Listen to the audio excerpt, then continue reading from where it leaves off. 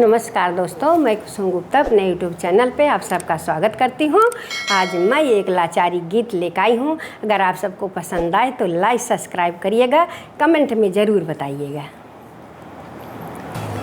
सुन के रानी कई बचनिया, जरी गई राजा कई बदनिया। सुन के रानी कई जुबनिया, जरी गई राजा कई बदनिया।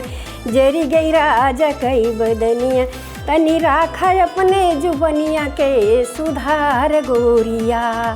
तनी राखा अपने जुबनिया के सुधार गोरिया। राखा अपने जुबनिया के सुधार गोरिया। जब से अइलो हमरे घरवा धइलो गहना पर धियनमा। जब से अइलो हमरे घरवा धइलो गहना पर धियनमा। धइलो गहना पर धियनमा। कई दिहलो हमरो व्याकुल तू परान गोरिया। कई दिहलो तू हमरो व्याकुल परान गोरिया। परान गोरिया। सुन के रानी कई बचनिया, जरी गई राजा कई बदनिया। सुन के रानी कई जुबनिया, जरी गई राजा कई बदनिया। जरी गई राजा कई बदनिया। जरी गई राजा कई बदनिया। कंगना कलकत्ता से तू मंगैलो। कंगना कलकत्ता से तू मंगैलो। हरवा लखनऊ से तू खरीद लो। हरवा लखनऊ से तू खरीद लो। पैजनिया पटना से लिहलू तू उधार गोरिया। पैजनिया पटना से तू लिहलू उधार गोरिया। पहनो कान में बाला मोहर मोती वाला।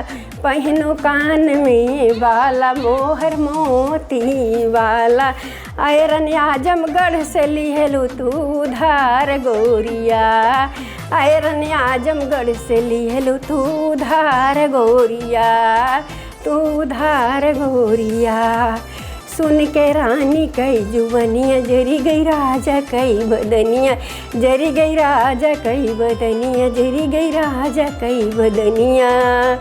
पहनो पाँव में पयलिया, सोहे कमर कर धनिया सो। पहनो पाँव में पयलिया सोहे कमर कर धनिया। सोहे कमर कर धनिया। सोहे कमर कर धनिया। गहना तो गढ़ाऊ जौनपुर के सोनार से ए गोरिया।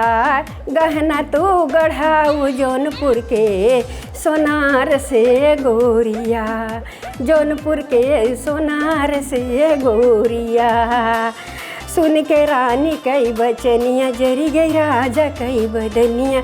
सुन के रानी कई जुबनिया, जरी गई राजा के बदनिया। जरी गई राजा कई बदनिया। जरी गई राजा कई बदनिया। राखा तो अपने जुबनिया के सुधार गोरिया। राख तू अपने जुबनिया के सुधार गोरिया। हो सुधार गोरिया। हो सुधार गोरिया। हो सुधार गोरिया। हमारा गाना अगर आप सबको पसंद आया हो तो आप लोग कमेंट में ज़रूर बताइएगा। धन्यवाद।